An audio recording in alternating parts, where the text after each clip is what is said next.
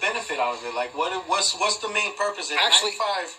For me, if you're going to ask me the question, I think it was more like biblical history. Oh, well, okay. What intrigued me the most was they talked about King Solomon's temple and the Holy of Holies, and I've always been intrigued by it. So this actually exists? Yes, it does. It's the occult. There's nothing to be messing with.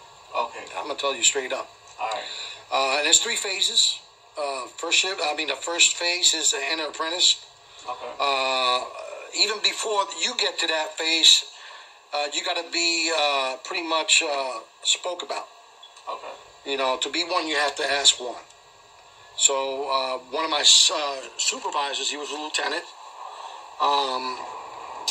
pretty much came up to me and asked me, hey, you want to join a club? And I'm like, what kind of club is it? You know what I mean? Right. Well, it's a Freemasons. I did my background, on them and did my research, and I've seen a lot of positive things that, that came out of doing the research. A lot of them donate money to cancer victims and children with cancer, and the Shriners, they have their own hospital and so forth. And I was in a position where I'm working with juvenile offenders. Well, why not? Why not do something in the outside? You know what I mean? So my lieutenant spoke for me and 2 other of my fellow brothers in blue, and they petitioned. We petitioned for a spot in the Brotherhood, and filled out applications, and they did a background. They do a background on you, see if you're in good standing, or else they won't take you. Wow. What they do is they take men to make them better. That's what they say. But only God could do that. Right. No club could do that for you. That's right. So right around 2006, I'm on my 4th year. I'm a 4th or 5th year on the job. I petitioned. It all went pretty good, and they do a house interview. Okay. So I had, like 20, 30 people come to my house, and they spoke to my wife because they speak to the females first. Wow. I didn't know why, but they usually do that because you're not going to be around as much when you go into meetings, or you got to do take time off to do work as far as donating, getting money for donations and and so forth. So I didn't see that quite a bit, as far as going out there, doing that type of work first, because you have to go through rituals first. The first phase is the inner apprentice phase. That's phase 1, and you do your rituals. They take you in, and they tie a toe to your ankle, made of tie a toe? A toe, yeah, ankle toe. They call it the ankle toe, and it's made out of what do you call it? It's like a harness. It's like a tie. They tie it around your leg, and they raise your pants leg up, and you're there in a suit, and then you go around. And, you're blindfolded, so you can't really see the actual temple. It's a temple. You got Joaquin and Boaz on one side. The 2 towers, which is the 2 pillars. So the Freemasons. This is like big time. Oh, it's a ritual. This is like sacred stuff, like. Yeah. But see, the way they cookie cut it is that they only get the ones that are like, I would say the ones that are really interested, and the ones that are clean cut. Right. All right. And I'm going to add the devil to this too. Okay. Because when you're in the world, you're of the devil. Your father, the devil, right? Right. When you don't have God on your mind at all times, from when you wake up in the morning to when you go to sleep at night, you're of your father, the devil. And I'm just going to say it like that, but I'm going to be bold and honest, Right.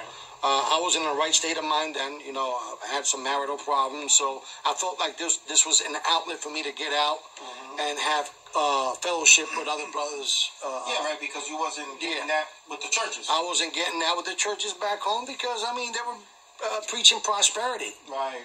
Okay. Give me $1, God gives you 1,000. God doesn't work that way, man. You got to work for, you got to work to eat. So, nah, don't wait for a handout. So how long did the first phase last? See, what they do is they bring you into the temple, and they have the secretary, which is a male. We're all males. There's no female Masons here. I know in Europe, I think they do, not here. Unless you're an Eastern Star, that's different. Okay. But the Freemasons, you got the Blue Lodge, which is composed of all different nationalities and backgrounds of Masons, right, to include different religious sets. Hindu, Muslim, whatever. You could be atheist, they don't care. You could be Satan. You could be a devil worshiper. And they'll bring a devil worshiping Bible, right? That satanic Bible, so you could you take the oath. Yeah, they don't care. See, I didn't know that until I started doing more homework on it. What did I get myself into? But you ever get that far? Oh yeah, I became a master mason. Okay. I mean, the highest you can go is 33rd. But even at 32nd, see, from the ranks of 30th to 33, which is 3, that's when they divulge the actual truth to you. I got you. You know, which they have you in darkness all those years, and then once you start climbing up the rituals and the phases, and you go up the ranks or degrees, right? They call it.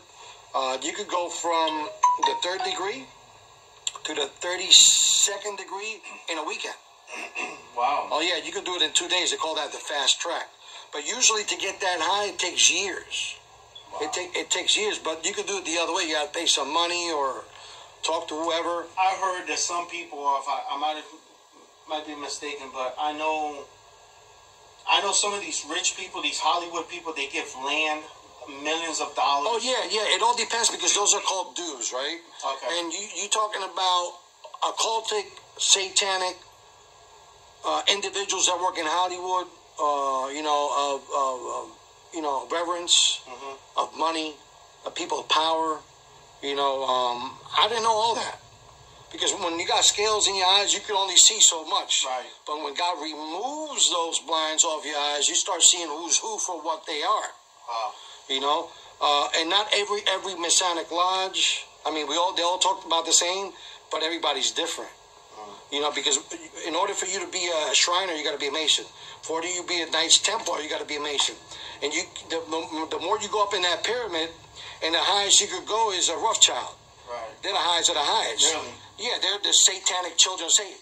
Wow. They actually sit on the table, and they have a special chair for Satan right there.